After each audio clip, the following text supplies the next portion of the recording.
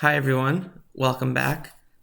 It's been a while since my last video. A lot of things have changed about the Legacy format since my last video. There was a banned and restricted announcement back in February that hit a few cards in Legacy, and all of them were played in PokePile. So I was a little bit lost for like the first month or so, trying a lot of different things, but eventually I was able to put together a list that I have been having a lot of fun and success with, that I think keeps kind of the essence of what PokePile was alive still. So that is what I'm going to share with you today. Just going to go through a quick deck tech and then get into a few matches, which I will, link the timestamps in the description. I've posted about this on my Twitter a bit. If you are interested in this deck and want to learn kind of more about it and get a sideboard guide, I have a primer on my Twitter. So it just goes over kind of a little more in depth what I'm going to talk about here, as well as some common matchups that I'm sideboarding for. A couple very tiny changes from the list I posted in the guide and what I have here that I will quickly go over. So I went -1 Verdant Catacombs, +1 Delta, just because I found that being able to fetch Mystic Sanctuary more consistently was very important, more important than having the extra fetch land that could get a basic forest. And then I added one Liliana of the Veil just because it had been performing pretty well. I moved a Leovold to the sideboard and then cut a Hull Breacher. So very, very small changes, but I'm getting ahead of myself. Let's get into what the deck is trying to do and kind of how it changed from the original PokePile. So the original PokePile deck was a Rug mid-range deck featuring Stifle. I have another video about it on my channel. Kind of the idea of the deck was to Stifle and Wasteland your opponent's early mana development, and then play Dreadful Arcanist and Oko Thief of Crowns ahead of schedule. Because if you Stifle a fetch land, it's kind of like playing these threats a turn earlier on the curve compared to where your opponent is at development-wise. And so it was a very it was a mid-range deck, but it was definitely more aggressively slanted than this current build, just because the threats we had available were very good, and you wanted to get them done early. This deck, still has a lot of the same elements. It's still, a mid-range deck with Uro in it.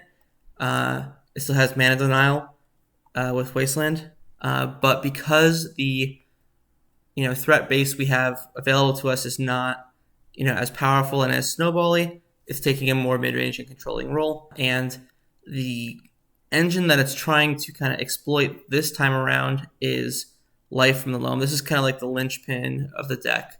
A lot of the cards, are fine on their own, but it just works so much better when you have Loam going. You'll notice that I have cut the red for black. The main reason for that is because without Oko around, Lightning Bolt is much worse just like as a removal spell. Kind of the reason it was pulling weight was because Oko could turn any big creature into a 3/3 and then you could bolt to kill it, as well as like Arcanist flashing back Lightning Bolt to kill higher toughness creatures. With those options gone, you need removal spells that kind of just more cleanly answer things, and so Fatal Push and Abrupt Decay get that done quite nicely. And then the other black spells in the deck work well with Loam, so black was the color of choice for me. I said, Loam is the main key piece of the deck. What are you using to abuse Loam? Well, first of all, the most obvious one is Wasteland. We still have the mana denial element in the deck, and it's even a little bit stronger now than it was before, just because you get to, Wasteland plus Loam to reuse it. And then Liliana of the Veil is kind of a thing that synergizes very well with Loam, because when you have extra lands in hand, the plus for each player to discard a card is not as damaging for you. And then Raven's Crime has a similar effect. this card solves a lot of issues the deck had where, sometimes you didn't have enough gas to interact with everything your opponent was doing, and sometimes you would flood out with Life from the Loam. Raven's Crime is a really elegant solution to both of these things where, you loam back 3 lands, maybe you play 1 land for turn, and then you retrace Raven's Crime twice. So you're turning the, actual, you're turning the raw card advantage into an actual effect on the game state. And one thing I kind of figured out very quickly, and it's pretty obvious, but when your opponent is empty-handed, it is usually hard for their deck, whatever they're playing, to beat an Uro. So, Raven's Crime to clear the way for Uro later on in the game, is very strong. And then just having 2 Raven's Crimes and 3 Uros for a total of, 5 cards that you can potentially dredge over with Loam for value means that this can just be like your game plan kind of in the early to middle game where, you kind of want the lands to hit land drops anyway. And then you also just have like this % chance that you'll hit a card basically for free that you can cast that has an effect on, your opponent, either by creating board presence or having them discard cards. Other than that, a few things to mention. I have the one Mystic Sanctuary, which is another key part of the deck in my opinion, where oftentimes what will happen is you'll loam like 2 or 3 times. You'll have, quite a few lands in hand, and you will get to kind of fetch Mystic Sanctuary, put a Brainstorm that you dredged with Loam back on top of your library, and then, turn the lands in your hand into real cards. This is something that happens fairly frequently over the course of a medium to long game. And you can even do this, multiple times over a longer period of time if you are willing to wasteland your Mystic Sanctuary, which, in the very long games where, you're not, hurt for mana at all, you have like, your 5 duels, your 3 basics in play, perfectly fine to, wasteland Sanctuary, loam it back, and then, put an important spell that you need on top of your library. And then, one of Jace, just as a finisher, again, kind of works really well with having extra lands in your hand from Loam. And then, funnily enough, works pretty well with Raven's Crime and Liliana because you get to bounce opponents' creatures to their hand and then make them discard it. It always feels like a little bit cheeky to do that, so that's enjoyable. And then just kind of a few flex slots. Library and Strix. These cards, Strix is really good against Delver. Library is really good against Control and Combo. And Library also works pretty well with Loam because you get to kind of know what you're going to draw in future turns, and that give you a better decision as to whether or not you want to dredge. And then one Go for the Throat. I just wanted one flex slot in the main that could kill the Delve creatures. That's kind of a big weakness that Bug has is its inability to kill creatures with CMC greater than 4. Fatal Push hits 4 and Decay hits 3. So just being able to hit like Ermangler or, Hogak or the Whale, things like this is really important. Then, real quick for the sideboard, not too much special going on. We have some answers for, artifacts and enchantments, a carpet for the blue matchups. EE is just like a generally good thing. Some Graveyard Hate and Surgical, Relic, and one Leyline.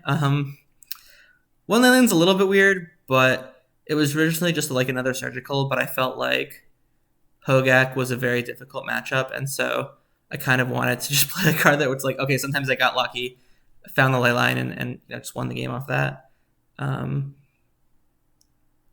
Other than that, Leovold's good against combo decks and Control. It's really good against enemy Carpet of Flowers because Carpet of Flowers does target the opponent. And so if you land Leovold against that, you'll be drawing an extra card every turn. And then one Murderous Cut.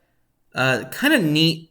Again, hits the Delve creatures, general purpose. And then something that you can do with it that I enjoy is it protects your graveyard a bit from Surgical Extraction. As you can see, we're very graveyard-centric between the Uros and the Loams and the Raven's Crimes. And so sometimes what will come up is, they'll go to Surgical and Uro, and you just delve it away with the Murderous Cut, and that leaves, like, Uros still in your library, or if you have 2 Uros in your graveyard, it leaves the other one in your graveyard. So that's kind of nice. Like, it's very, very, like, marginal. Like, it will only come up maybe, like, once, every 50 or 100, matches. But having this extra layer of protection is pretty good. That's also why I have Relic. It's just that an untapped Relic protects you from surgical extraction, even though it is a little bit, antithetical to your graveyard game plan. I have found that it's worth it. So that's kind of all I have to say. Without further ado, let us hop into some games.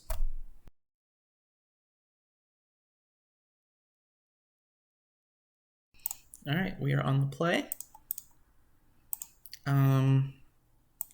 This hand seems pretty good. We have Raven's Crime, and then, Force, Lead on the Underground Sea.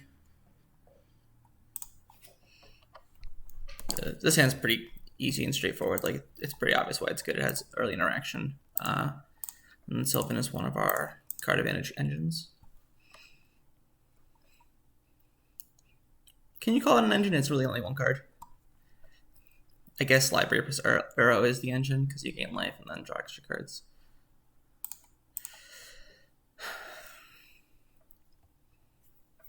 Okay. So discarding a land early, usually pretty revealing. It means they probably have at least 2 other lands in hand, maybe 3.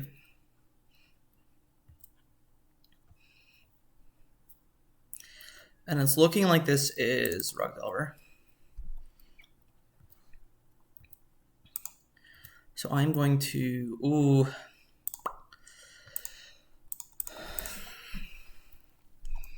right, I think I'm actually going to hold up, that's close. All right, I'm actually just going to play the Library. I think if I had a more stable mana base or an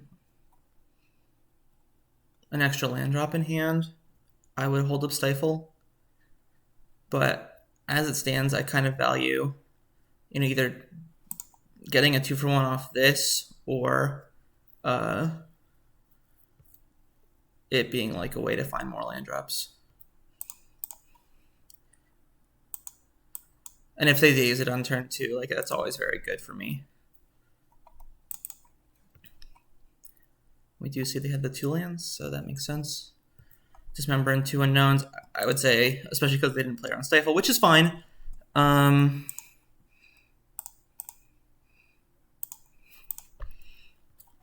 It is a 1-of, and they might not know what I'm on. Okay, so we'll just push an upkeep. And then also Wasteland and upkeep.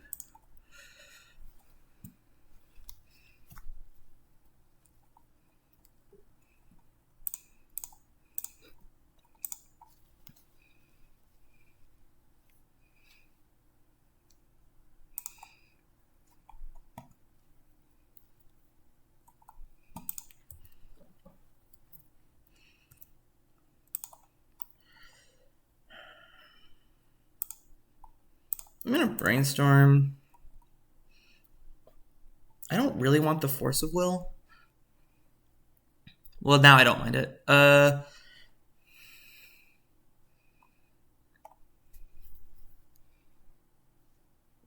I'm like most likely holding up Stifle. Okay, so I'm actually going to shuffle away the Force of Will and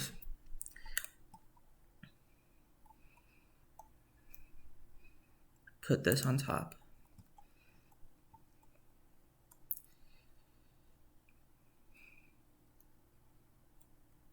Okay.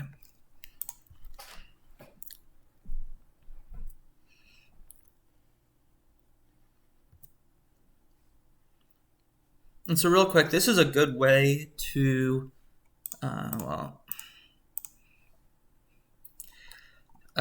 what I was going to say is a good way to play around an opposing Stifle is to fetch in your upkeep when you have a land on top of your library, because that kind of keeps it consistent, basically. Okay, so I'm just going to play Lily. And if they force it, that's fine. And if they don't, this card's not doing anything anyway.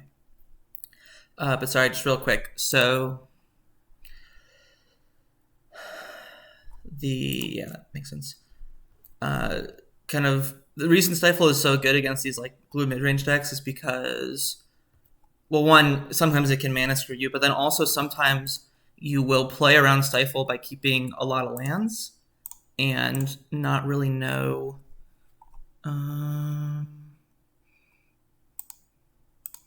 Sorry, I keep trying to like make a thought and then having to do things in the game. So sorry. So what I was saying was one of the reasons Stifle can be good against you is because sometimes you keep like extra lands because you're like, okay, you know, this fetch land in play might get stifled, so I'm going to keep this extra land in my hand, like in case I get stifled. And then when they don't have stifle, you end up having like, you know, 4, 5, 6 lands in play to their 2, and so you've kind of lost to stifle because you were playing around it by having a high land count. So when you fetch with the land on top of your library, it kind of makes you indifferent to their stifle, where if they have it, you draw the land and you have exactly as many lands as you need to operate and not any more. And if they don't have it, then you fetched away the land so you don't flood, basically. So obviously in this case, it didn't matter because they didn't have, you know, mana to hold up Stifle, but that's just one thing to keep in mind, basically. Okay, so Rug Delver, pretty straightforward. I like this for Goyf and Uro. I'm going to assume they're on the Uro build and keep bringing Surgical. Murderous Cut is always good. Hydroblast because they played Glothis and Red Blast. Flusterstorm is very good. And then obviously Carpet's very good. Then I like Veil because they almost always leave in like all their Force of Wills. And usually what I'll do is I'll trim down to 1 Force, cut the Jace, cut the Sylvan Library. And then I usually have like 1 Flex cut that I'm not sure about. Sometimes it's Raven's Crime too. Sometimes it's Stifle. Sometimes it's Spell Pierce.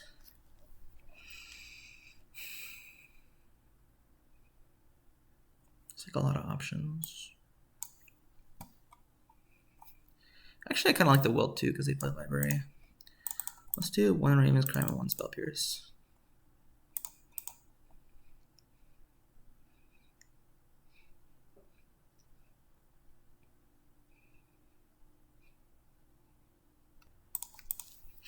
Alright, so this seems like a hand where we can likely fetch basics, which is good.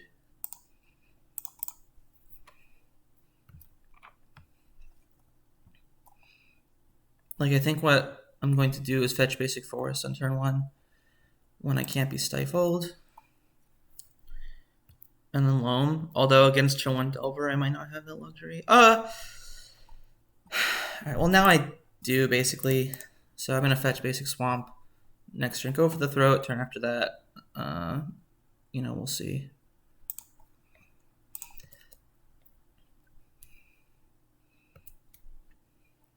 Alternatively, I could, you know, it depends what they do, obviously. I could fetch for Forest and play Library. Or Loam, rather. So that I can play around Daze a little bit better with my removal spells. Certainly an option.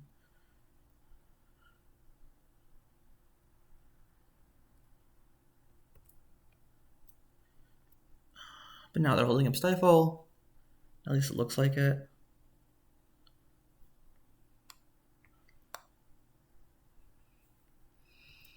Yeah, so it looks like they're holding up Stifle.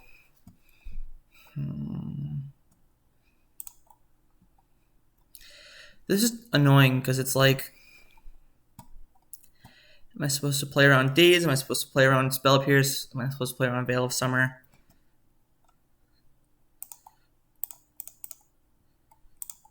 I'm going to play around nothing. How about that? Because I have this backup removal.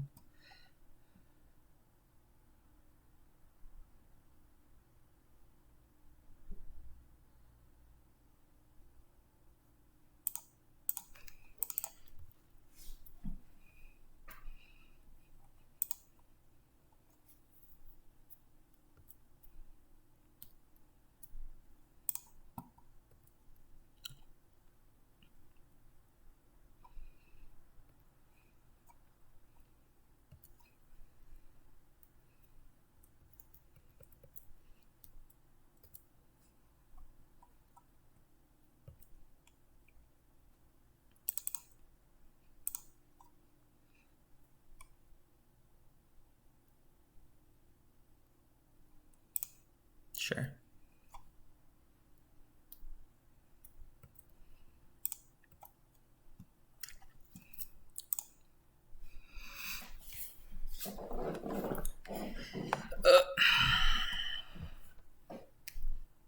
I'm under so much pressure here. So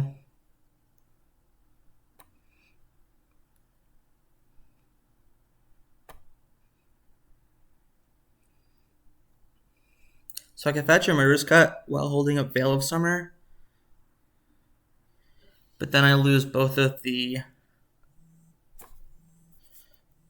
lands in my graveyard.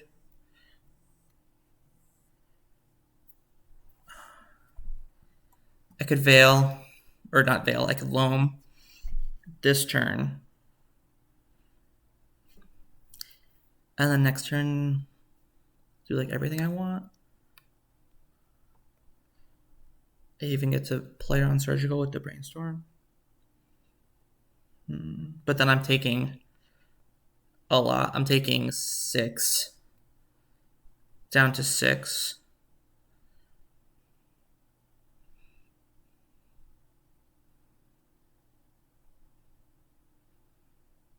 Ugh.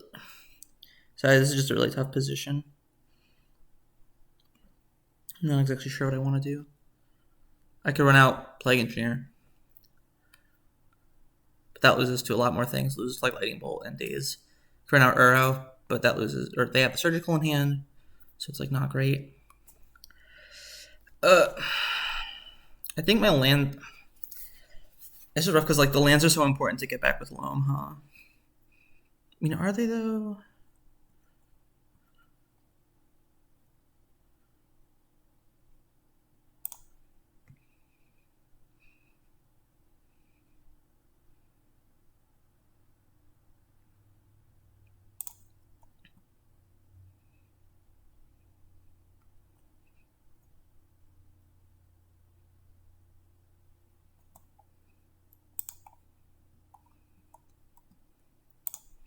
All right, we're going to bring back the lands.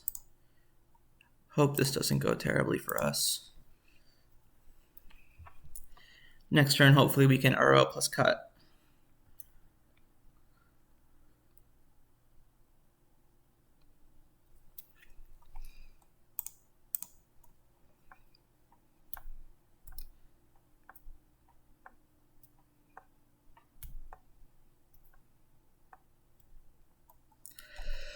So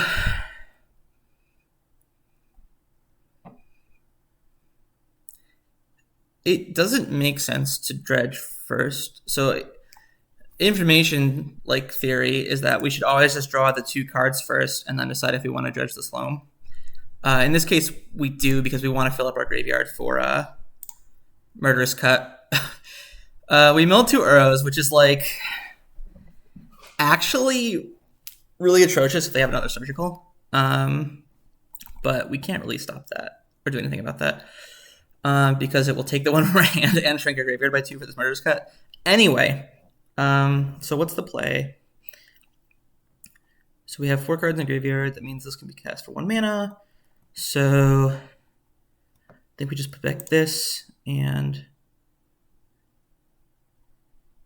this. Okay.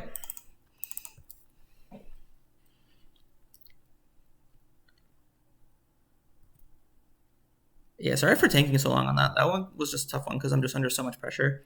So I was kind of deciding like this sets me up for the best like late game, but how do I, make sure I survive that long, and can I cast Uro plus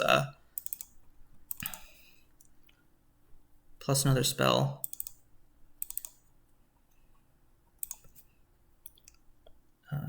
On the next turn, which I can, which is good.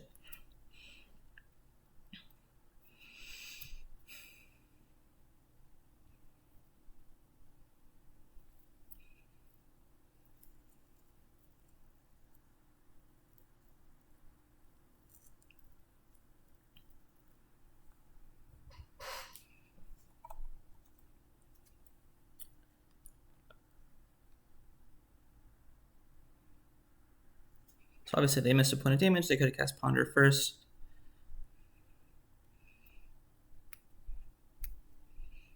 Another threat here is, of course, very brutal.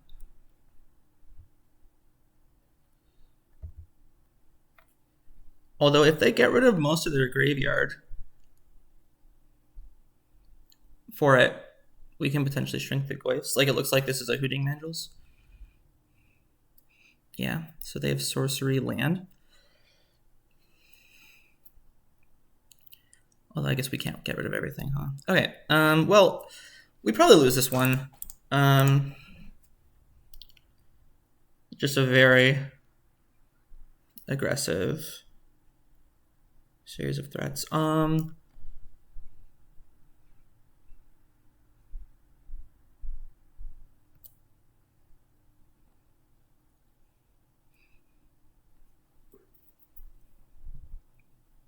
So what's the best we can do here? They have land sorcery. We can get rid of both creatures, but then, no. So I go up to 9, 8. Jesus Christ. I'm taking so much damage. It's really annoying.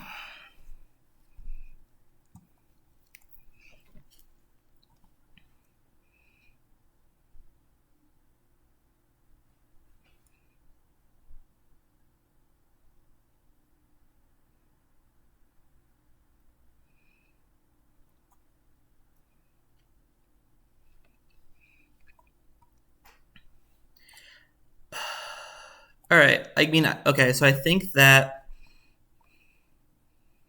the best bet is to play this.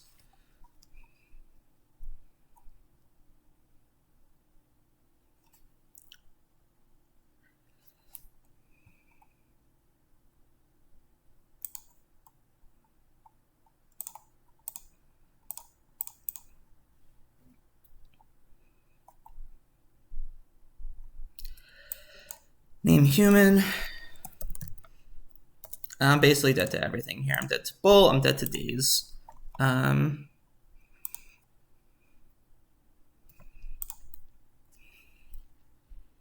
then I actually think it's just... So this is weird. I think if I was playing with open deck lists and I knew everything, I would just cut on my turn. But because I am not, I think it's better to play into things like Spell Pierce and or Veil of Summer, just to like see if they're in the deck. It didn't matter. Yeah. All right. A very aggressive start. You know, turn to Blind Insectile plus Daze is going to be hard to beat. Alongside 2 other threats. So they don't have a row. Thoughts. I could bring in Force. I could bring in Run Afoul. I could bring in Raven's Crime.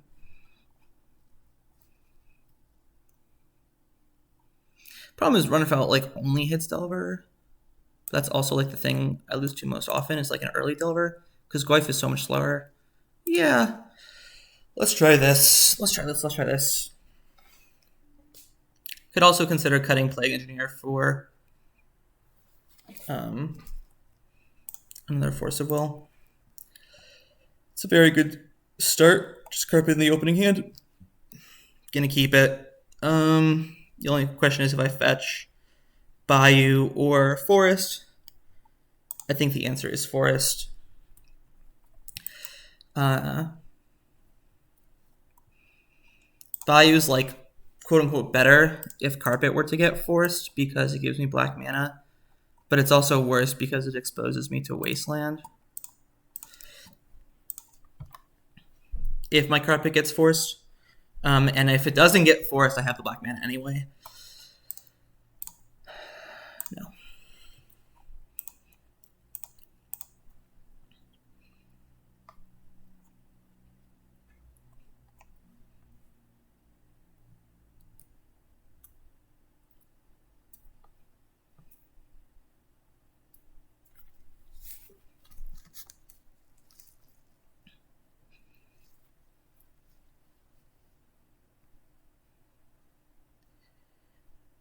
I'm actually very surprised they left in Dismember, I'm going to be quite honest, but I don't know their life or their deck.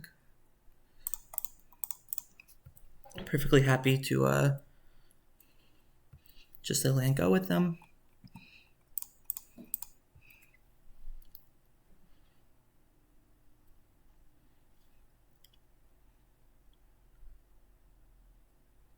Unless they go like land go, land Clothis.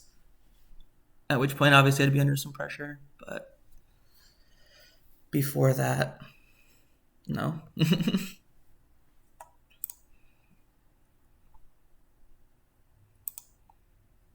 Sure.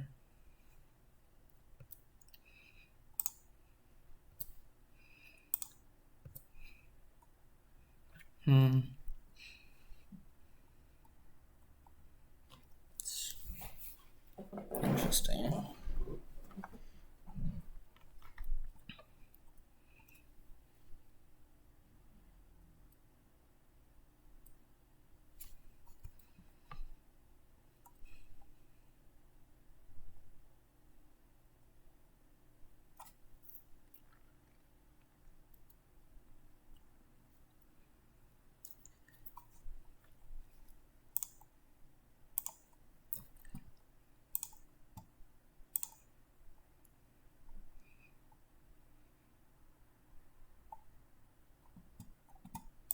I think I'm just going to run this out.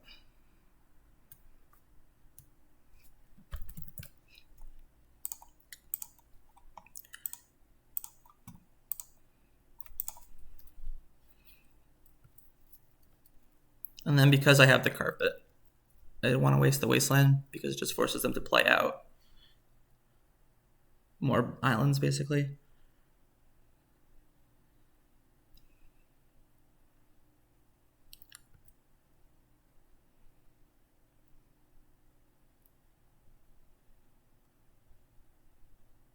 Sure.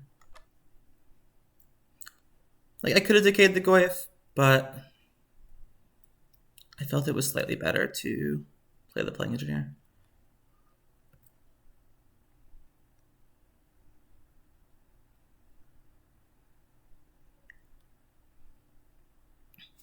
We have this awkward Run Afoul in hand, but I think we're in good shape. And if it's really bad, we can just Brainstorm it away later.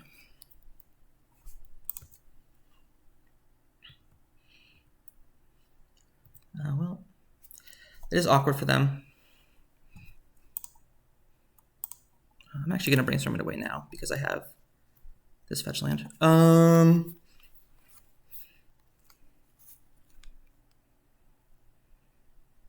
So what I'm going to do, I guess because I have this for human, I think it's totally fine to shuffle this away now. Just get a swamp. Ponder. I think I can do better, actually. That's actually very good. Next turn. I'm going to decay now. Because they could play Veil of Summer. Is basically what I'm worried about.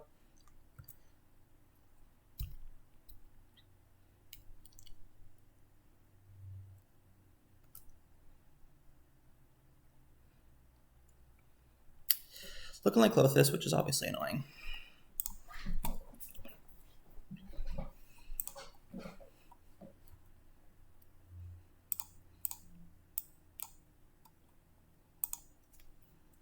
Sure.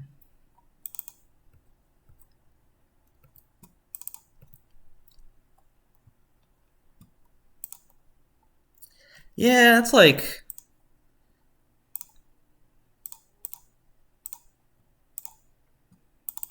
the only card that's good here. That's a little annoying. But what we can do is, if they want red mana, they will need to hit a land from a graveyard.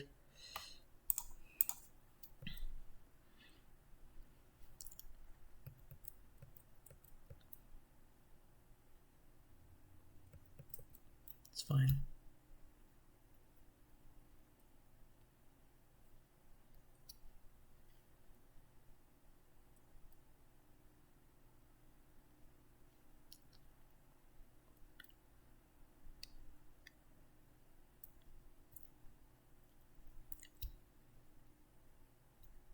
right, so that's not bad. We get to trade with this Delver at least. The Plague Engineer will trade with the Delver, I should say. That's very good for later in the game. We want to do it when we have like 8 mana basically, so we can do it around days. So yes, just make black.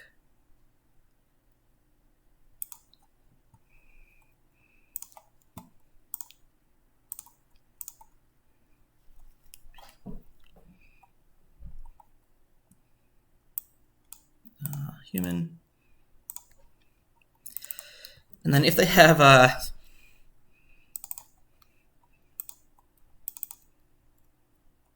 sorry, where's my mind?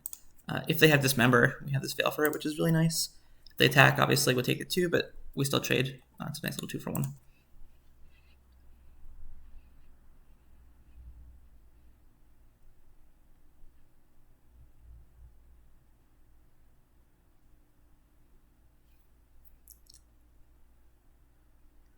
We're going to start fetching... Well, we don't have any option. Well, we could fetch Bayou, so I guess we do have an option. We're going to start fetching islands with these because we play Mystic Sanctuary. Sure.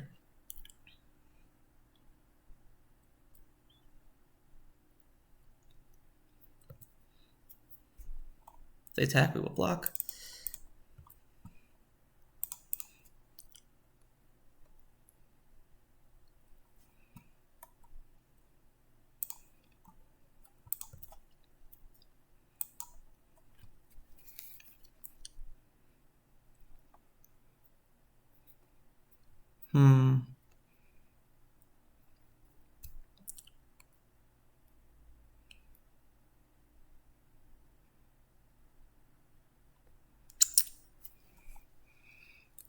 So 4, 5, 6, 7, 8. So we do have enough to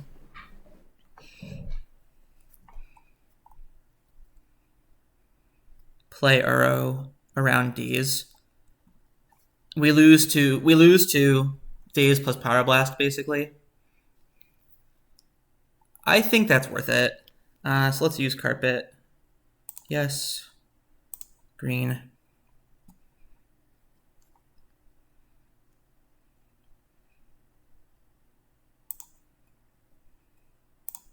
So green, blue, black.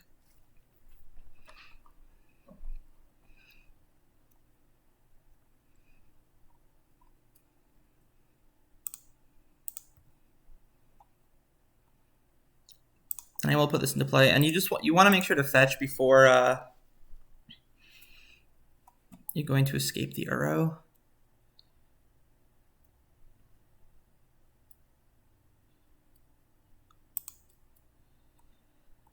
Green, green, blue, blue. Okay. And then, sorry I'm taking so long. It's just, this is a difficult one where it's like, I could fetch now so that if they have Stifle, I know about it. Like Daze plus Stifle. Or I could fetch this to preserve, or hold this to preserve the Mystic Sanctuary.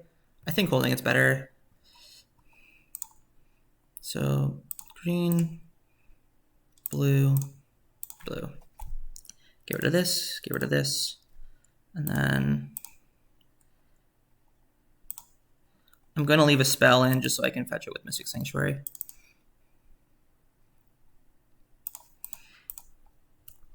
Should that be their target? Cool. All right, so that was pretty good here.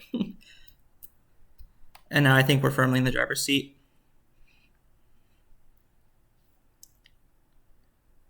I'm actually going to save it this turn. Because the drain for 2 doesn't matter right now. And I already have a Brainstorm in hand, like I don't need to draw it don't need to draw one for turn.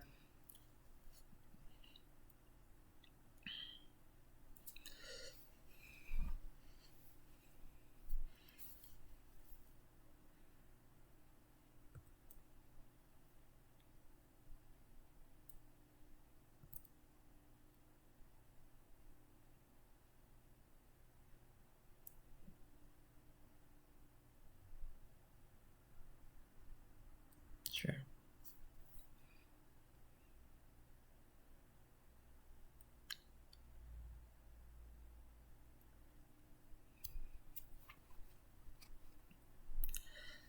So obviously they're searching for a Pyroblast.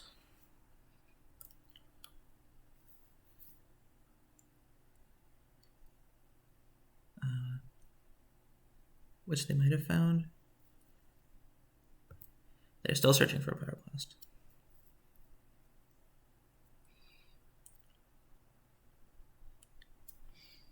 If they find it, it's a little rough because our graveyard's empty and like we can refill it, but then obviously Klothys is slowly eating it too, so it would probably take like a Loam plus an instant speed dredge off the Brainstorm.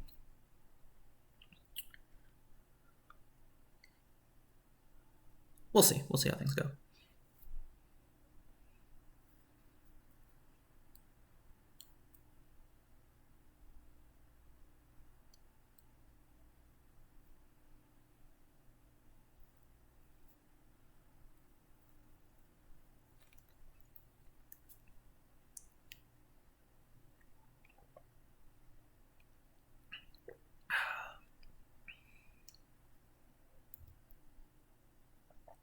Well, they didn't immediately Power Blast, so it looks like they didn't find it. I'm going to say no on this because I want to attack first and, you know, do things in second main phase when I have more information.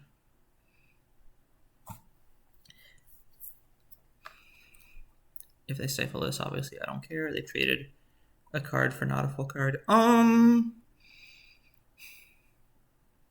not going to put a land into play. If they want to double block, obviously I will go for the throat, the Hooting Mandrills.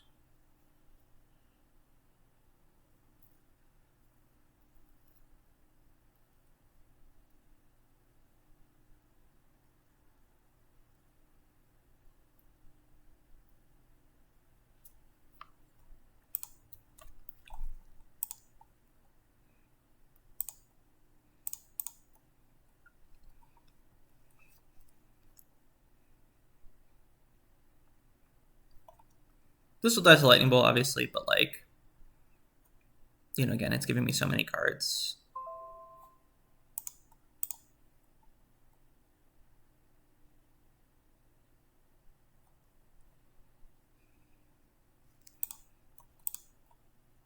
You know what?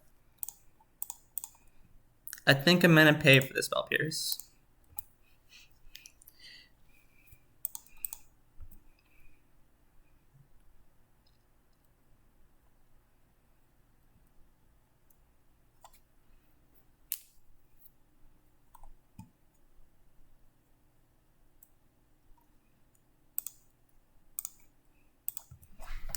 And if they target, they go for the throat, I will actually put it on top just because it's a good card to draw.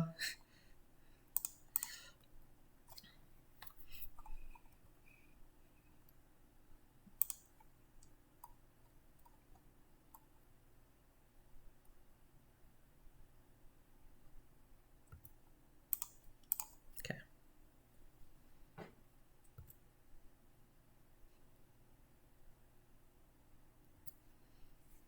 And obviously, they don't have a way to deal with this arrow outside of potentially like blocking plus lightning bolt. Ah, that's why they spell pierced. Okay.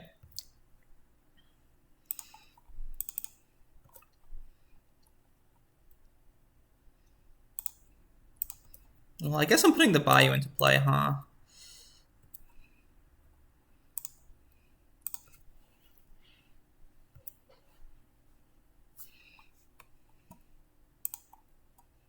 I actually think I'm going to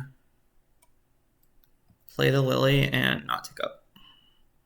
Just because it uses my mana for the turn. And then it's just sitting in play to edict something later or discard a useless card. Sure. If they lightning bolt it, they lightning bolt it. It's fine.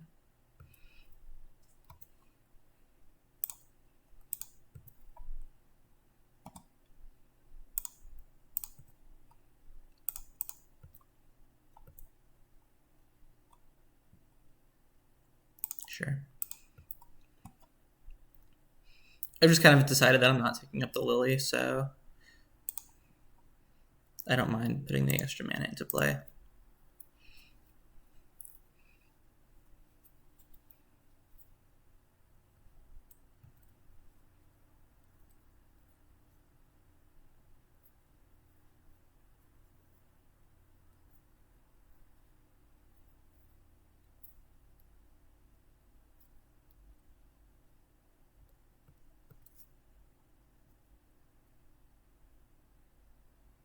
If I draw another land, though, I think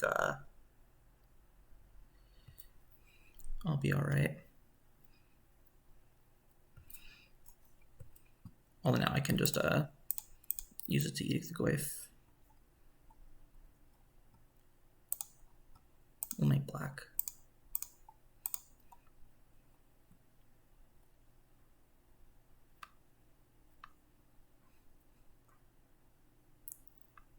If they stifle it, I would have just decayed the turn Goyf, so I could start attacking.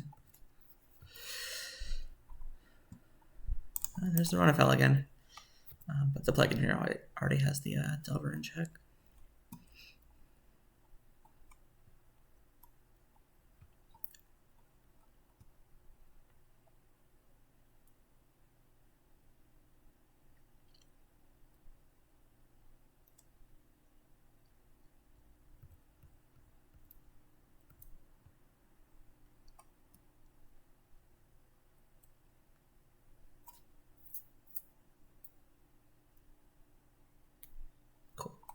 Nice. All right, so close game for sure.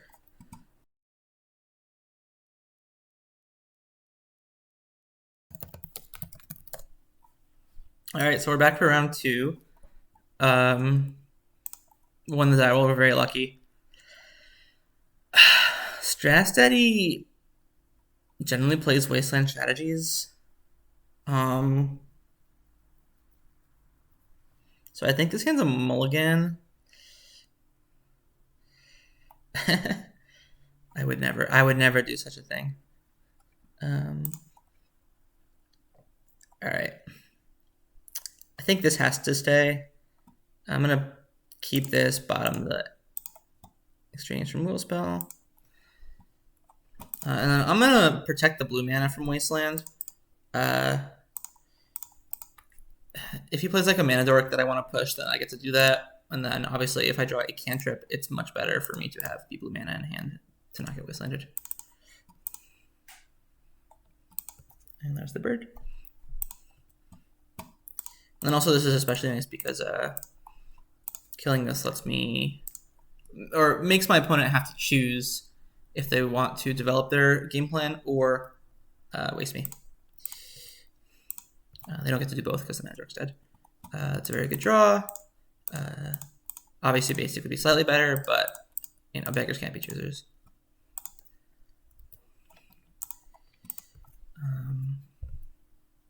That's also reasonable. Although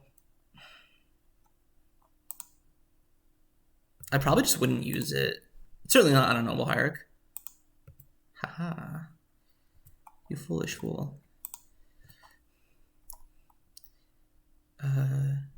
So obviously we could, again, awkward draw. We could play this so that we could turn 3 Uro, but again, I think it's just better to cut them off of their development. Especially because they led, and this was something that like maybe I understood subconsciously but didn't articulate. Because they led on this, it means they're like land light usually, because like this is not the land you lead on if you have a green source that doesn't give your opponent any life in your hand. So in their opening 8, they did not have a green mana source that didn't give me life, which means that you know you can make assumptions about the rest of the cards in their hand.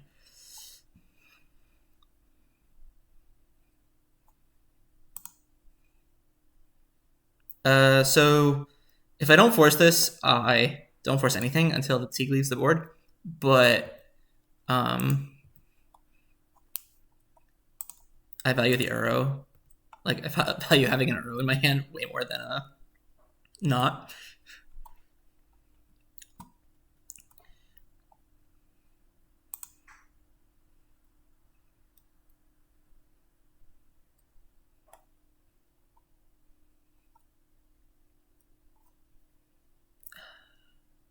You know, I left this back, but if they were to attack, I probably would not block. Because they know what this shuts off from my deck, sure. And so if they're willing to trade, it means they're probably have like a green Sun Zenith in hand that they would like to cast. I think I'm just gonna save that for like a Knight of the Reliquary or something.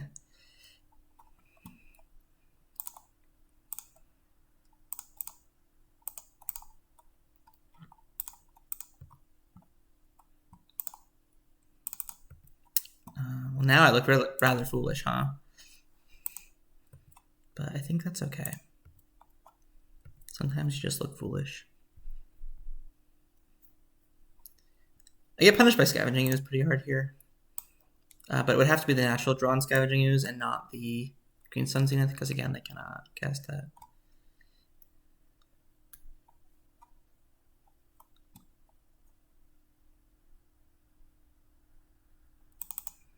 That's not Scavenging Ooze.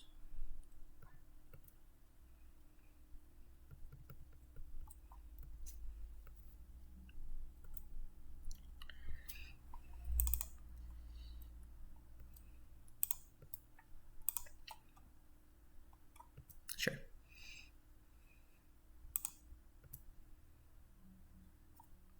Ah! Ah! All right.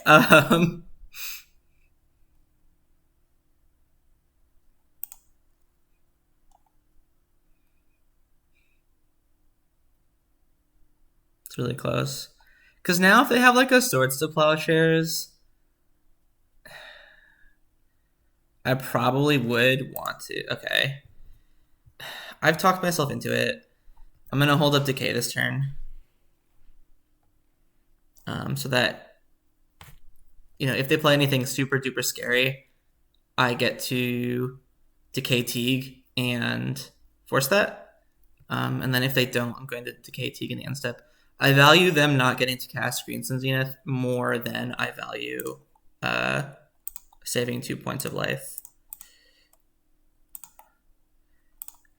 And now I do just get to protect this with Force of Will. And honestly, they didn't play anything, so it's like, it's just super likely that Swords to Plowshares is like one of the cards in their hand.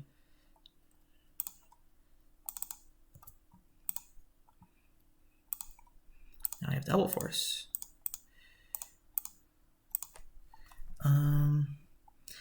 Especially because this is already in play, I'm just going to leave the lands in case I draw Loam. Probably prefer to leave the Tropical in the graveyard.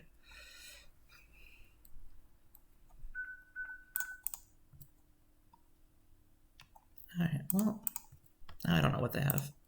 Maybe they just flooded out really hard. Certainly a possibility.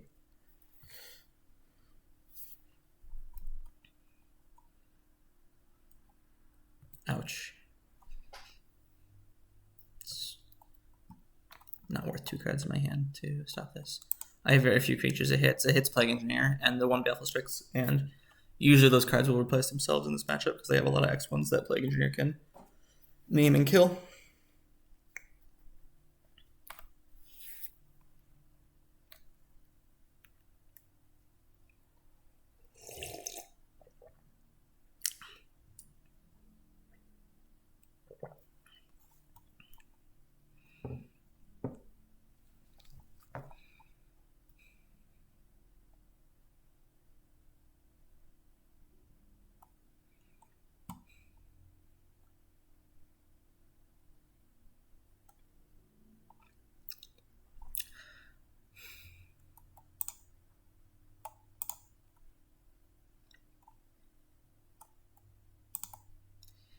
I know this might seem silly. I'm going to do this because I have the potential to hardcast this. Oh. Alright, they have Punishing Fire, 1 unknown.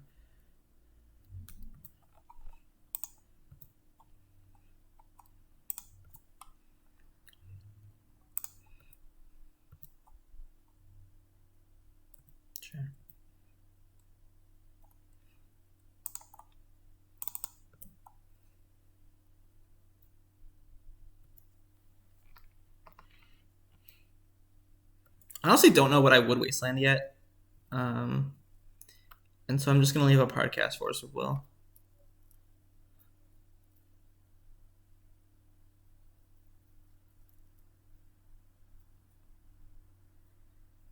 Like, I definitely would not Wasteland Maze of Ith. I'll tell you that much. At least not until much later in the game. Because the damage doesn't matter right now. Just getting the points of damage in does. Sure.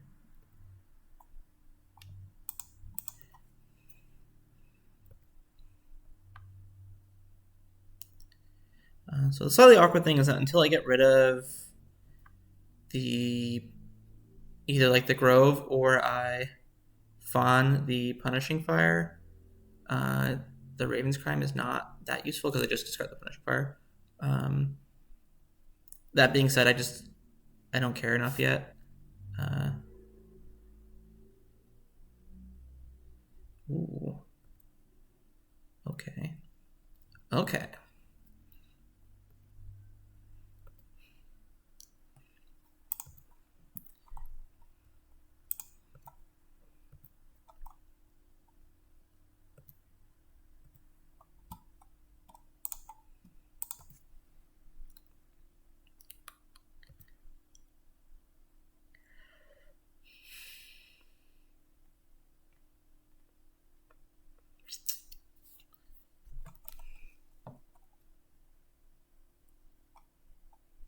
Actually very difficult. I could play this, kill the Arbor. It's probably just better to Brainstorm.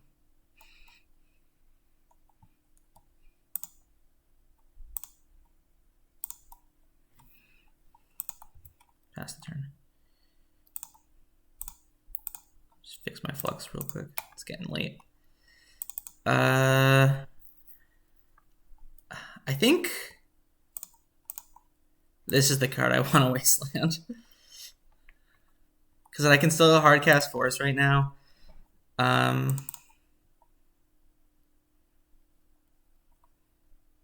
If I need to.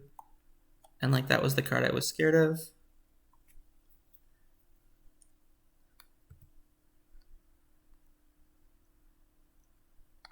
I was going to shuffle away the lands, but now I kind of don't mind redrawing one.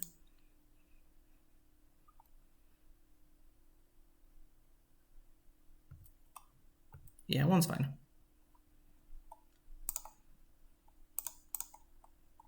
That might have been a little sloppy. I wanted to get the Forest and I knew it was the top card of my library, but it might have been better to just like fetch a different land and put this into play off a road trigger.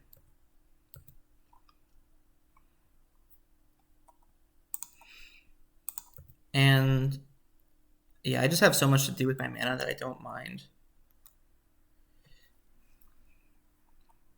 putting these things into play, basically.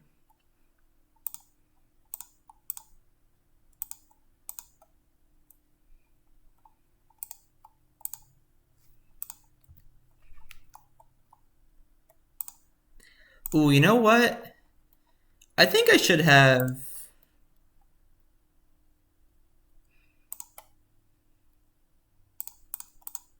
I should have done this in main 1 so that it like kind of like encourages him to... Or I know my opponent's a boy, so I'll say him, but encourages him to do this in like main 1 or combat or something.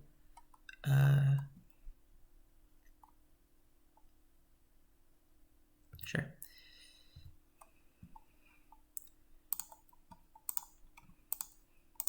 I have a feeling this is a land. If I had to guess. Okay.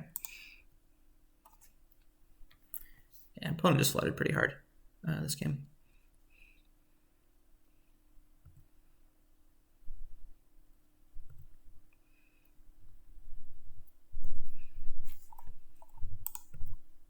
At this point, we're just looking for a Loam to start wrapping things up.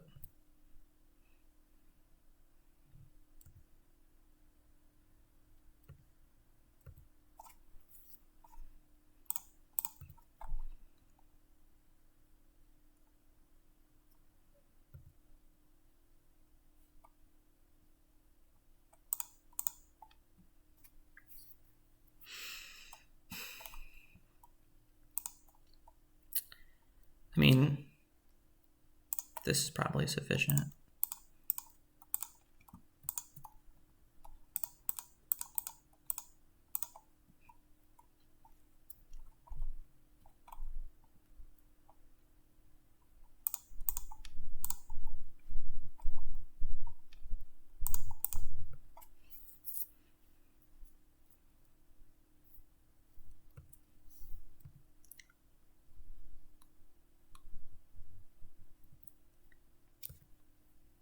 Should probably auto yield to that.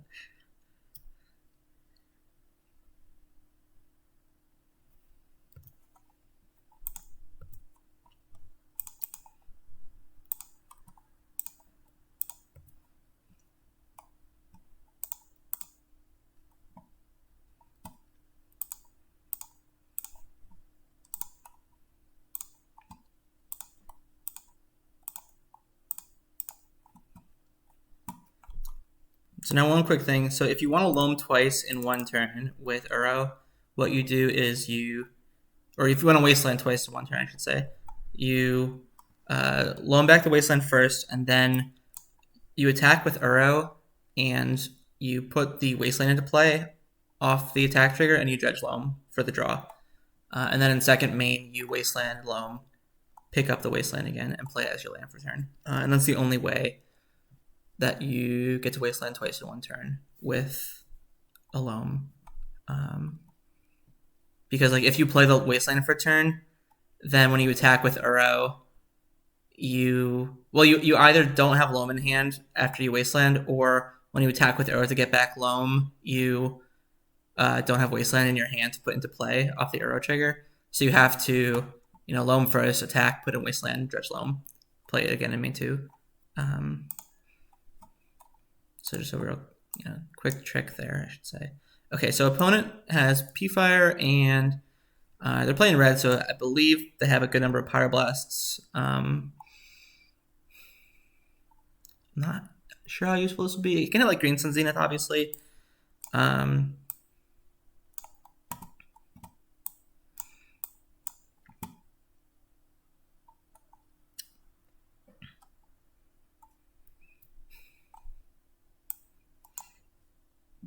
This is a maybe card.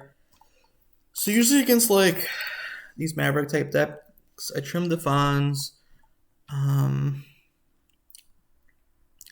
the Spell Pierce. Usually trim like down to 2 Force of Wills, because like most of the stuff they play, you can deal with like Abrupt Decay and or like your other removals. So I don't like too many of the forces, but I like some. And then I don't know how good Raven's Crime is. They're like the Punishing Fire version, which makes Raven's Crime a little bit awkward, but I still think it's useful. This is only good against like Wasteland, I guess. I'll cut this. Put it in just to take it out. And then one more cut. Again, it's probably like Strix or Library, just because these attack your life total a bit. Strix just blocks Knight really well, but I guess with the Punishing Fires and probably Swords to Plowshares, it's not as likely. I'm going to try that. I think I value Raven's Crime tearing apart their hand more than I value having Baleful Strix in play. We'll see how that pans out for me. His hand is a little bit mana heavy, but it does have Playing Engineer to, set them back a bit usually. So I think we're just going to ponder turn 1. Look for some form of interaction on turn 2, probably like Fatal Push.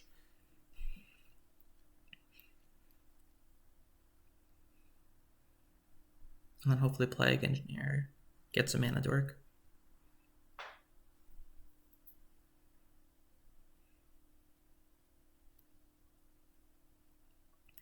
I have to imagine this matchup is not that bad.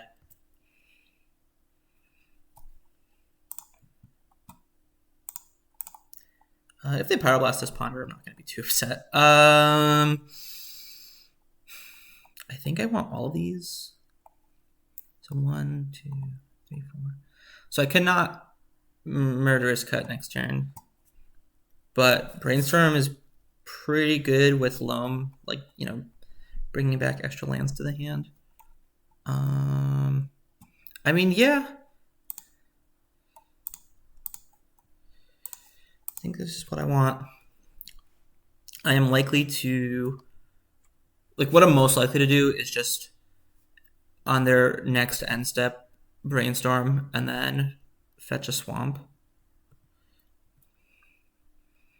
It looks like they're building up for something on turn 3.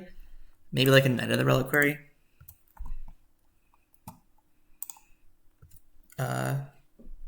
Which, of course, the Lily lines up really well into.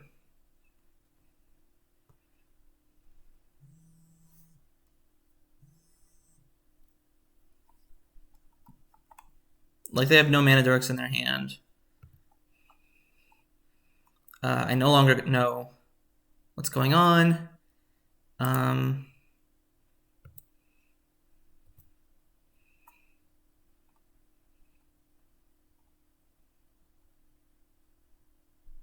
So 7, 6.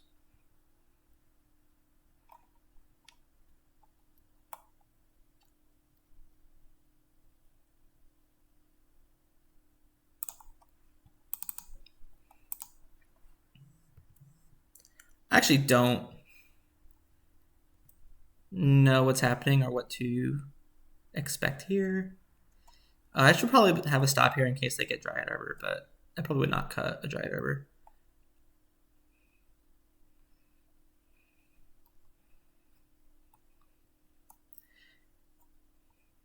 Quite frankly, I'm like a little bit scared of like Hull Breacher or something. I don't know if that's like reasonable. I think I saw a build where they were playing blue the other day. All right, so 1, 2, 3. I suppose if they are playing Hull Breacher, no, I can't Brainstorm. Brainstorm just gets better when I have like extra lands in hand. I'm just gonna I just swamp this turn and then because I don't want to draw it. And then just untap and play Plague Engineer.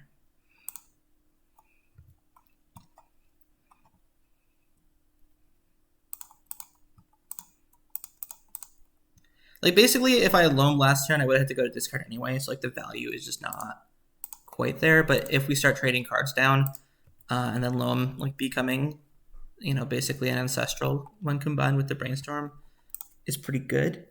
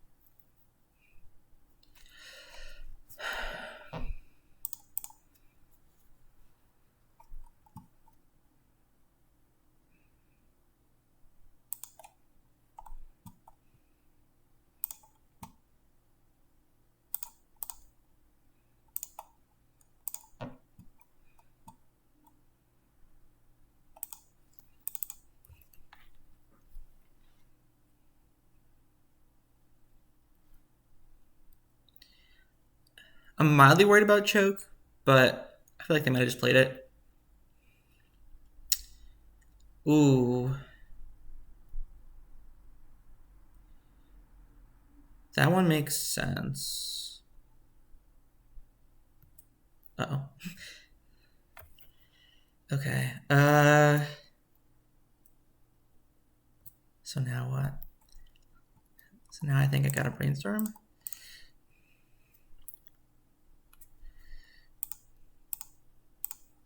That was a lot of lands.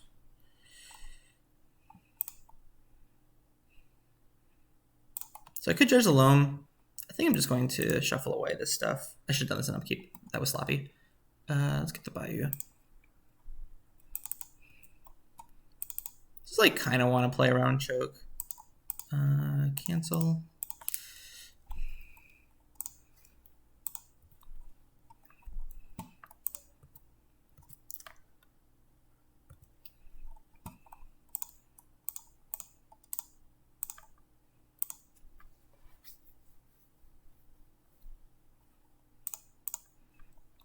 And then this is kind of nice. I get to discard this land.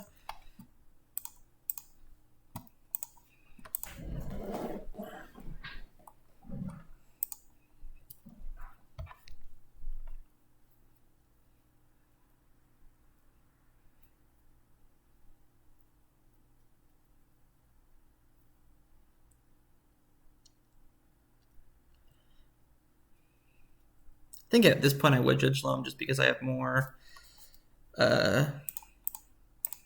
It gets back more things for me to discard, basically.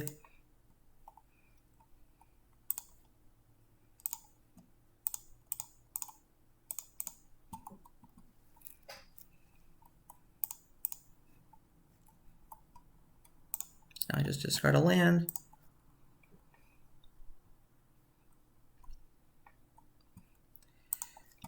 Play out this.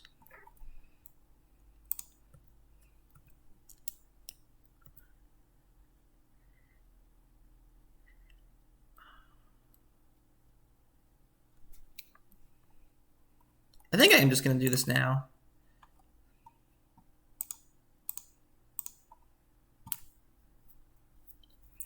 That was a good hit, the Raven's Crime. So I'm going to put back Wilt. And I guess probably Wilt is slightly better to draw first. So now I get to Raven's Crime them.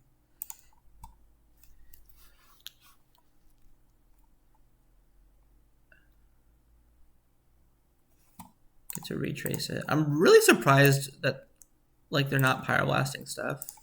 Like I would have pyroblasted that Brainstorm most likely. I don't know what else you would be waiting on for it. I kind of just don't know what's in their hand. I have no idea what could possibly be in their hand.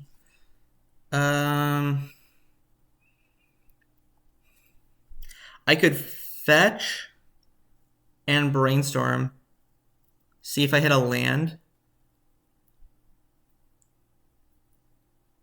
And then if I do, I get to take the last card in their hand with Raven's Crime. If it's crop rotation, obviously I'm dead. But I don't know. That feels like they would not wait that long. Okay, cool.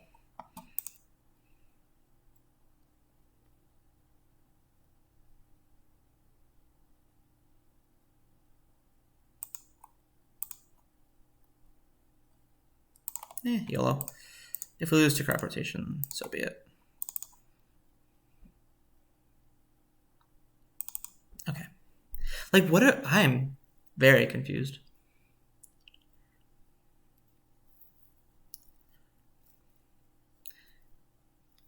So, like, flashing back the Raven's Crime there, or retracing it, is bad against exactly crop rotation, or if they draw the Dark Depths this turn. Or, you know, crop rotation. I don't know if they're playing that card.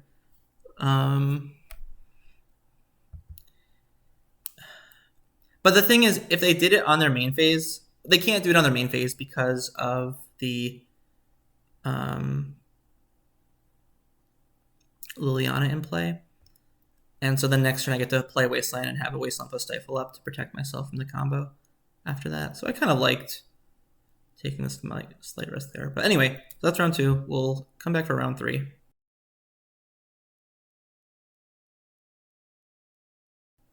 All right, so round 3. We are on the draw. This hand is pretty reasonable. Lands, cantrips. If they're playing creatures, some reasonable interaction. It looks like they are not. Well, that's a big lie. Looks like they are not. This turn. Or they're not a tribal deck. They could be like Blue-Red Delver. In fact, that is most likely what they are. So I kind of like this.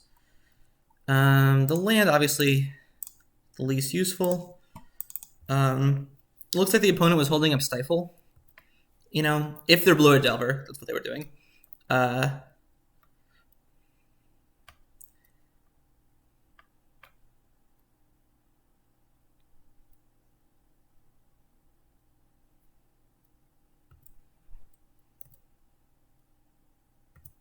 I don't know like what land I want to play right now. So I'm going to cast this, get some information. I wonder if the opponent knows that they get to choose the card and I don't see their hand. Because normally, like, this is a very, like, Brainstorm in response to this card is like a very normal play pattern in Legacy, but obviously with Raven's Crime it's a little bit different. Okay. We are forcing... that's a screenshot.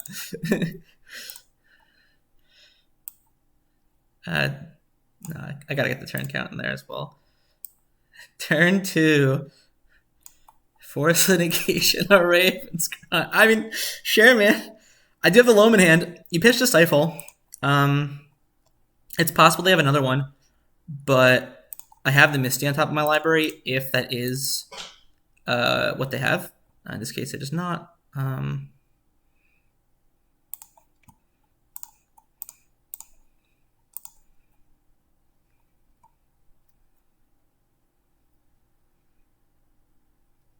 Look, I don't necessarily think it's a bad play, but that is an aggressive play. Oh, they're Grixis. Okay, they're Grixis Delver. I mean, that doesn't change anything.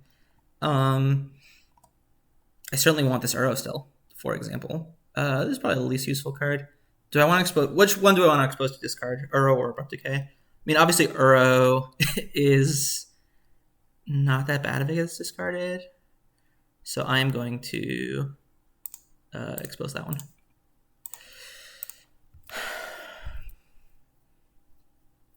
And then next turn I have the option of playing the Uro or fetching and playing Loam.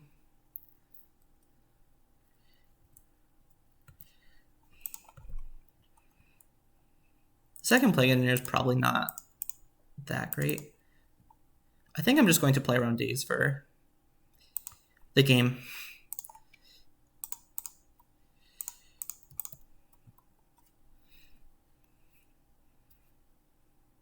Because now that my mana situation is set up, I can just afford to play around Days for the rest of the game. Lightning Bolt me. I accept. What that probably means is they were like filling their graveyard for Gurmag Angler. Correct. That's fine. Uro checks Gurmag pretty well. I also have this Plague Engineer. I think it's better to just get Uro online. Not Judge Loam. So now if they have Stifle plus Days, it's like a tad annoying, but not annoying enough that I'm not going to play into it a little bit. So Underground Sea, green, blue, whatever. Because if they have Stifle, they could also just Stifle the Uro trigger, so it's like, it's not that worth it to... Oh, that's such a good draw.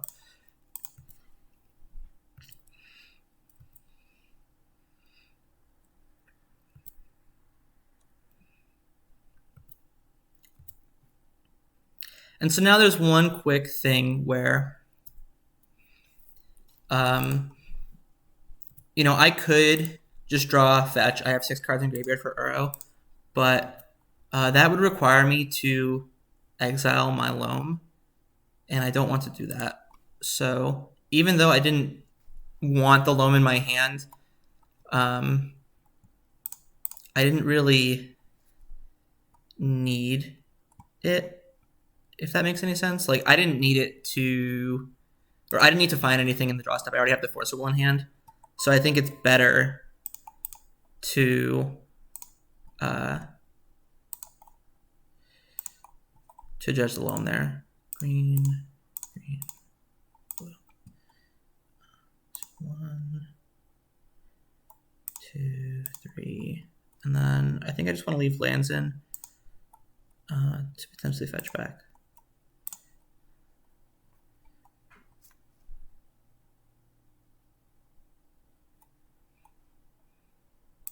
You know what? I'm going to pay the 1.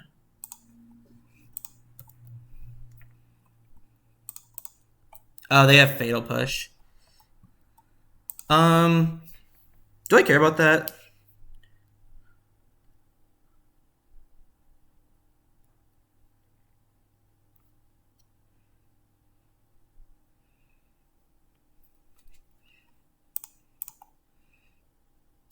probably important enough to stop the 5 damage that this is worth a Force of Will.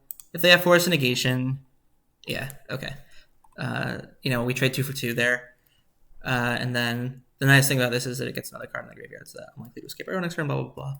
And the other nice thing about dredging the Loam there is that it's +2 cards for the next escape on Uro. So like if everything went wrong there, I would be a little bit closer to escaping it. Anyway, okay, good game, easy game. So we're gonna do this. These always come in basically no matter what. Same with this. Same with these two. Same with this. And then, you know, as per usual, like this is a flex card maybe that I want. This is a flex card that maybe I want. Same with the Last Hope. So these are like the maybes. As per usual, we trim almost all the forces. I will trim a Spell Pierce. I don't think I want the Leovold to isolate everything. The thing is, I don't know their threat base. So like, I don't know if they're playing Sprite Dragon. I don't know if they're playing Ethereal Forager. But kind of like we talked about in the first round, this does line up well against their most aggressive starts, which is how I'm most likely to lose. So I'm definitely keeping this in. Grixis almost always runs Young Pyromancer, so I'm going to leave the Lily in. Now it's just a matter of what to cut. I hate Sylvan Library. Lily Veil lines up pretty atrociously against Young Pyromancer, but hopefully Plague Engineer and Lily Hope can clean that up. And you need these for Gurmag Angler and True Name Nemesis, which they run. So I think the answer is 1 Raven's Crime. So let's just run it like that.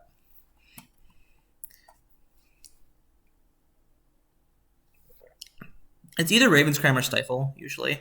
This one's so close because, you know, we have Flusterstorm for like the early plays. If we find 1 land, Loam will pretty much guarantee us the rest of our land drops. We already have Uro in play. We play cantrips. Oh, this is so risky. It's so risky against just like a Stifle if we don't draw. Like say we draw Ponder instead of a land and they have Stifle. But the hand is so good. It's so good. I'm gonna make a greedy keep. There's a chance we just get to Flusterstorm something anyway, and okay, don't care about that.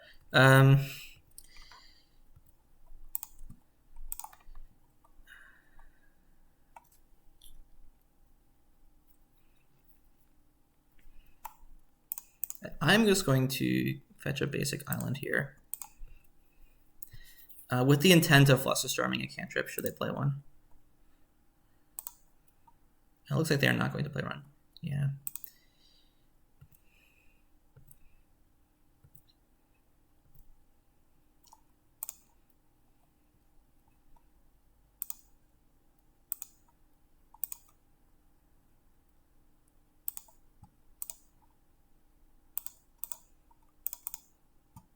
Oh fuck! Oh my god!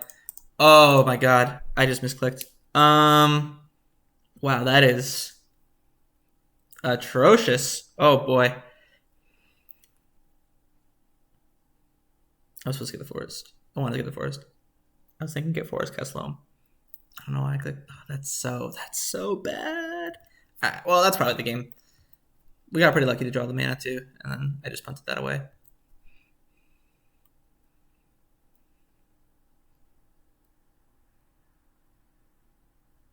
Yeah.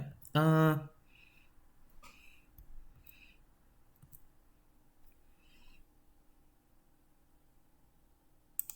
right, well,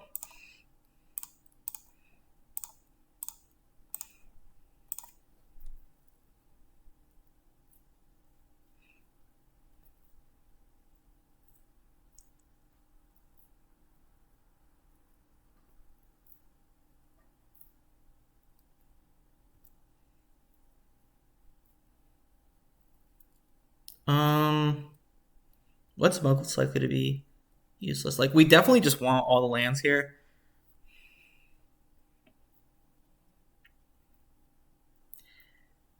I think it's just the second Abrupt Decay. Like, I think Murderous Cut is like 1 mana removal frequently. Yeah, okay. They're going to Wasteland us, and then we go down to 11, 10.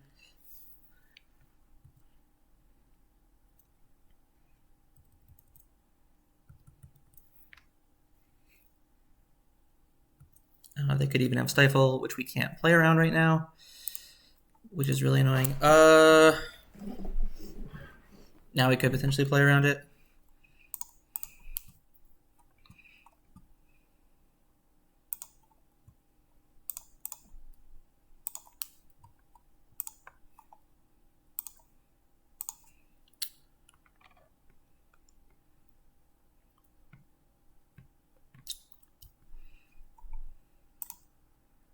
I think what I'm going to do is in their upkeep, I'm going to decay the Pyromancer. Leaving up Flusterstorm. And then next turn, I get to play Plague Engineer. Don't have to worry about Stifle. Sure. Oh, I don't think it's worth Flusterstorming. We get to play Young Pyromancer around these. Don't have to worry about Stifle, and then we have Flusterstorm up for like if they have Force of Will.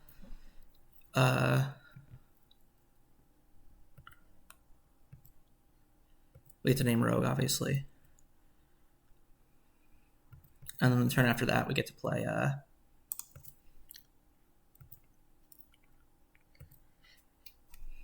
Arrow. What's more useful? Because obviously one thing is like, could we get Wastelanded? I think next turn having double black will be more useful than having double green. Just in case we draw like a black spell to pair with this. Because again, this turn we're playing Plague Engineer.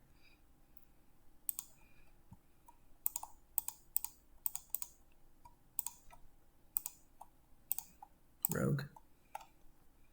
And this is very nice because if they have Force Blue card, we have just enough to, or they can't pay.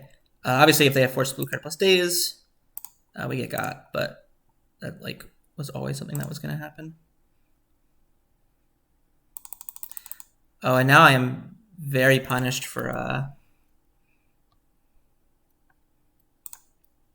okay. For discarding the Abrupt Decay instead of the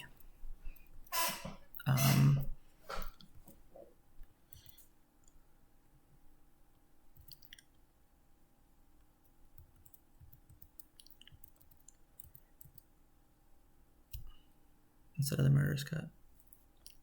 Sure.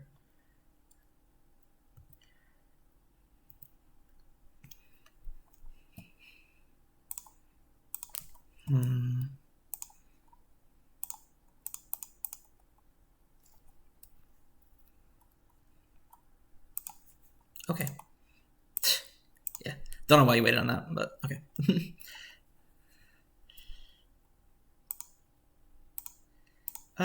When might have got there actually.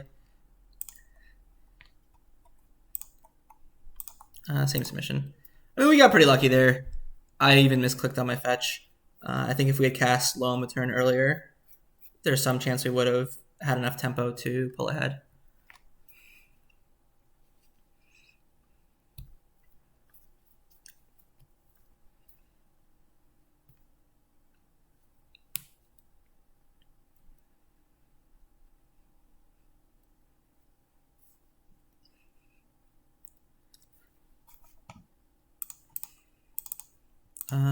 Yeah, sure.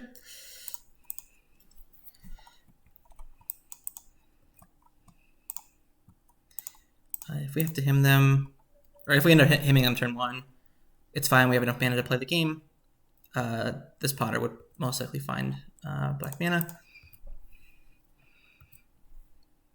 The one awkward thing is EE, where if I end up, I would not play EE on 1 because of the way this has worked out. So I'm going to say no. And then I'm going to ponder. Like, I'm 90% to just decay this. But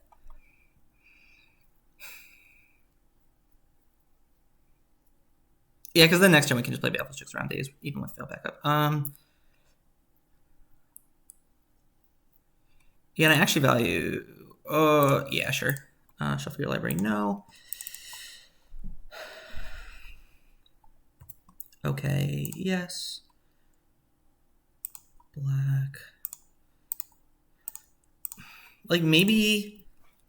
Like, this is quote unquote bad if they have a young Pyromancer follow up, because Strix lines up better against Delver than young Pyromancer. But I already have the answer to Pyromancer in the form of Engineering Explosives, so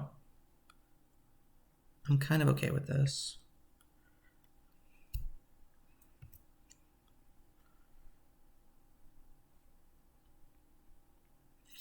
Sure.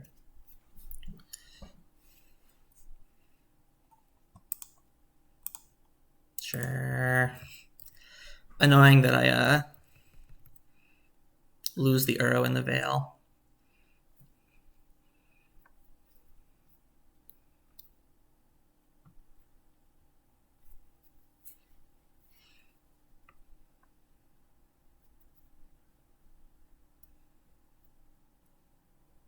They even left this one in the yard, which is bad for them for many reasons. Cool. Never punished. I'm just going to play the EE and crack it here, rather than play the Uro, just because the EE will only deal with the young Pyromancer, so any tokens they make next turn will stick around. So I'm going to say yes. I will make black mana.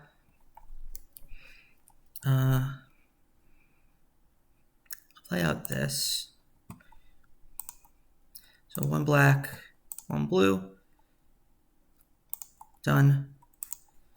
If this gets forced, it gets forced. At least I get to play the Baleful Strix as a follow-up. And then I'll just do this now to play around both Stifle and them getting to cast more spells.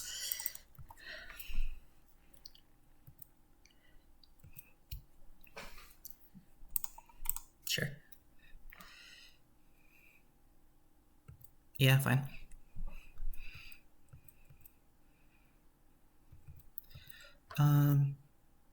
If they have another surgical for the Uros, I could be in trouble.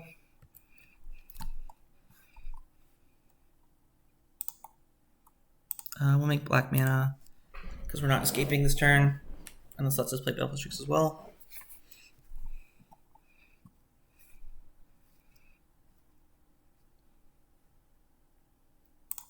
I think I want to play Uro.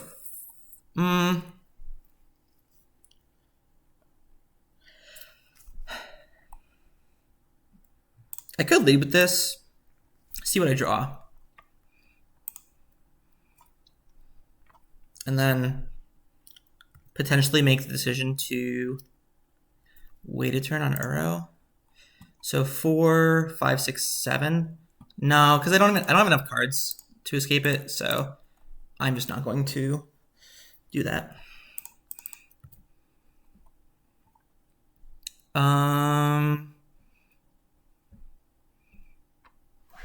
I'm actually going to save this for like a Brainstorm.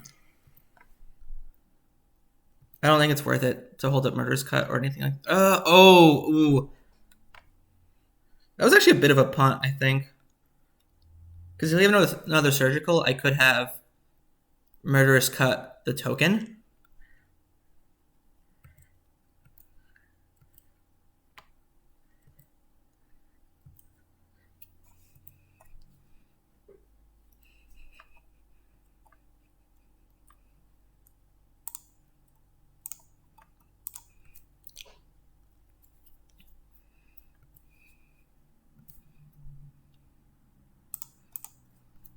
And then at least I get to keep Uro in my deck.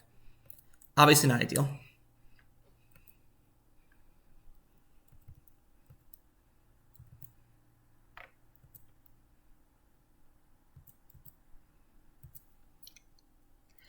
Jeez, these draws are not good.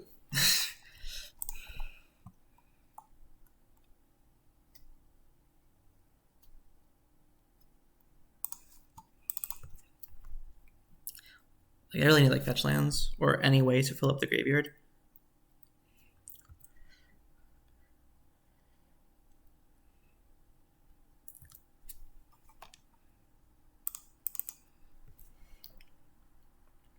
That's rough. Because obviously the longer I wait too, the more likely they are to have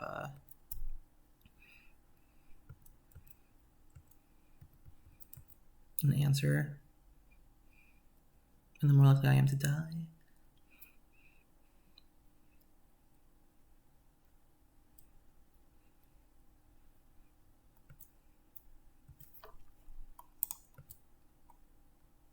Well, that's not nothing.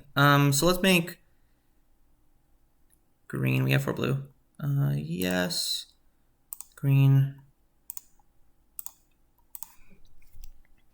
Basically time walk. I'll take a time walk in this situation.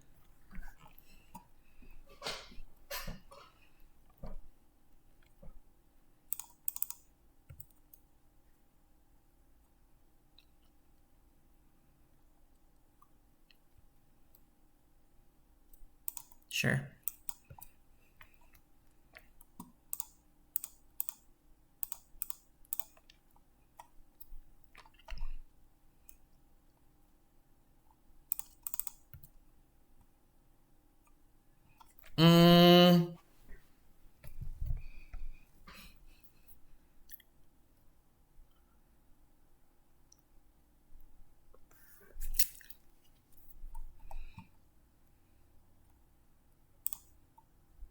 I am going to put the Ponder on top.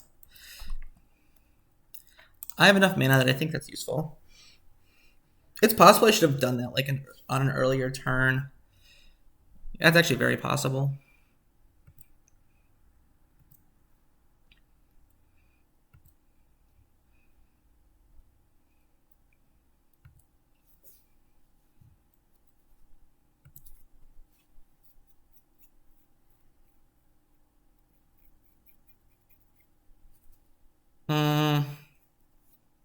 Okay.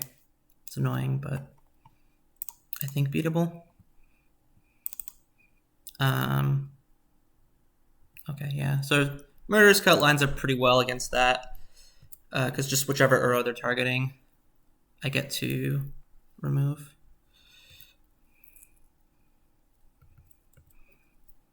And it doesn't matter if they counter the Murderous Cut, the target of the Surgical is gone.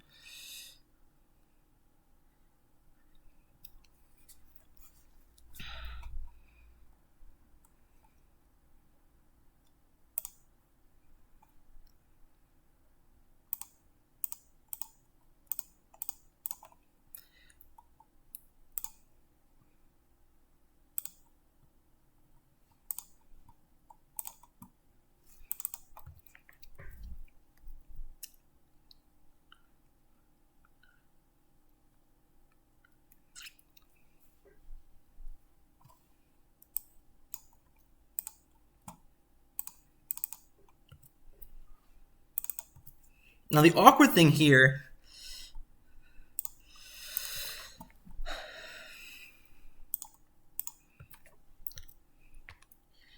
is that the Ponder won't draw a card, and I can't actually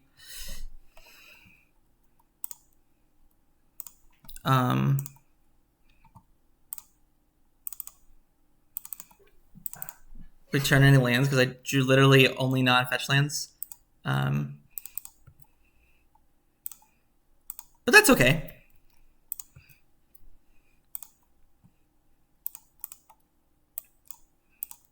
I'm going to counter that because it is a way I die.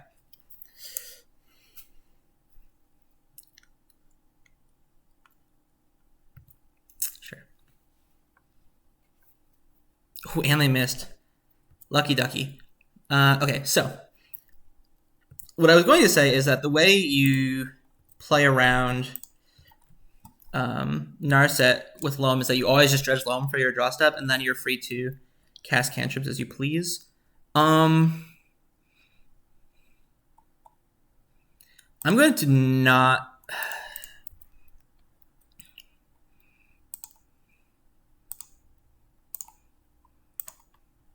Judge Loam because the Narset was gone, basically. It's very good, actually. Oh, okay, yeah. So this is actually really nice. So now what I can do is I can just not shuffle, Dredge Loam, flashback this Raven's Crime, discarding this land.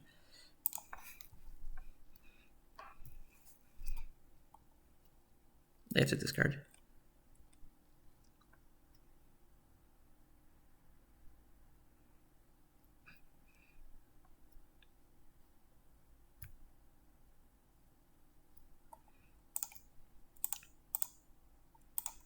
Loan back these 2 lands.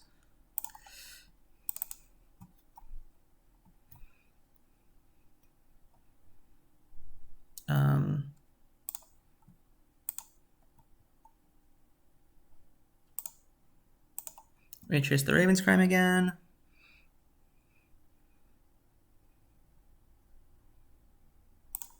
Getting rid of this one.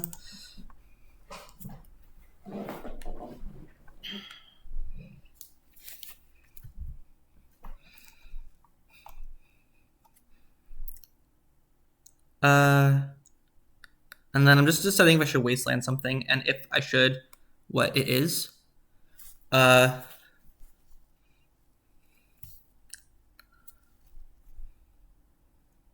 Because there's good arguments for everything. Like, getting rid of this means they can't, like, daze it back to their hand later on and rebuy something good. I think I'm just going to hit this.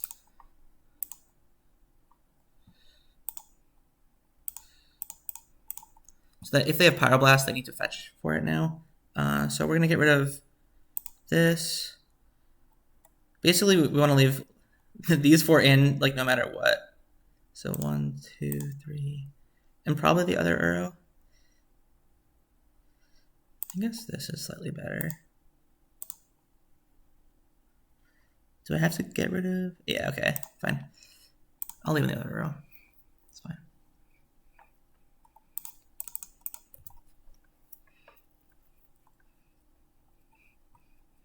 That's also fine. I'm not going to judge Loam. I'm not going to put that into play. Next turn I will judge Loam. And then just like Raven's Crime, the last card in hand.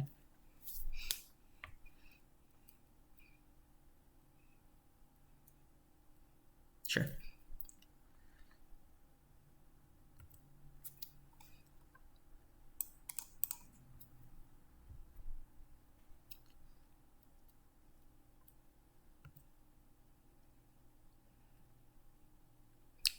Judging Loam becomes especially good because then the RO will draw a hook card in the face of this Narset, so that's good.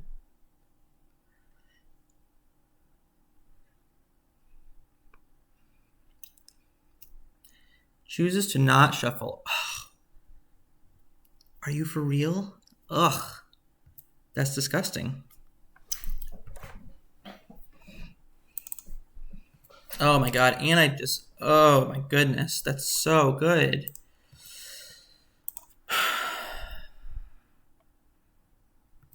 All right, well...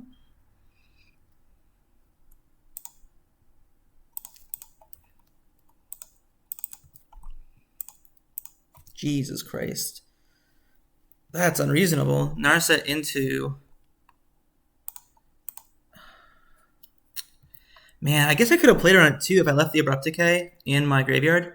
Because then I could have Dredged Loam, played... Yeah, ugh. That is so disgusting. I mean, I think I just need to keep taking draw steps, right?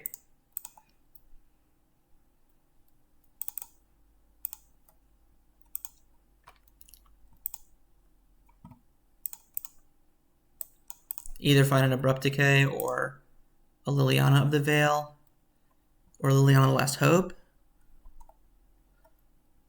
Oh man, what a crazy game. Sure. That's fine. That's fine. I'm not going to dredge.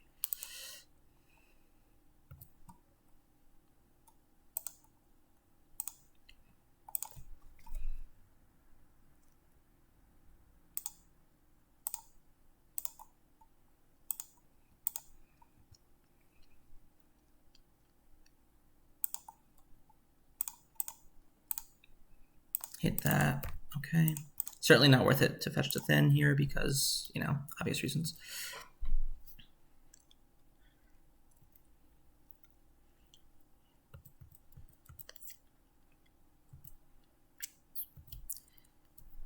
No. Ugh, that is such a dagger. Like, even if it was just Grafdigger's Cage, at least, you know, I could retrace Raven's Crime, I could be casting this Brainstorm.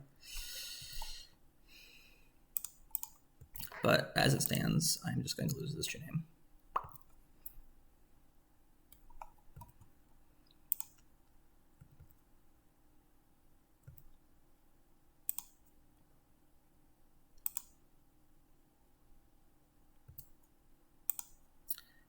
It's definitely worth it to do this. Put 2 cards back. Although, okay, so I guess I should Dredge Loam first. Dredge Loam second. And then I just draw a card. And, God.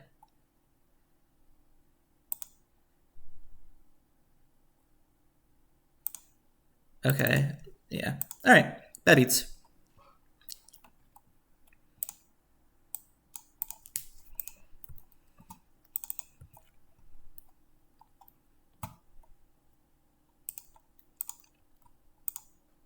Sure. So yeah, I mean, so that was actually incredibly unlucky, but just going back to what happened in the game. So one thing I could have done is I could have delved away the other Uro, left Abrupt Decay in my graveyard, and then over a period of a couple turns, what I could have done is I could have dredged Loam to get back Wasteland, Wastelanded my Mystic Sanctuary, then played Mystic Sanctuary next turn to put back Decay, Decay the Grafdigger's Cage, and then escape the Uro. And so maybe there's no value in having the second Uro in the graveyard. Like, it doesn't really matter. Like, I already have one. I don't need the other one. It's not... I'm not playing against the Swords to Plowshares deck, so there's no value in having a second Uro in the graveyard.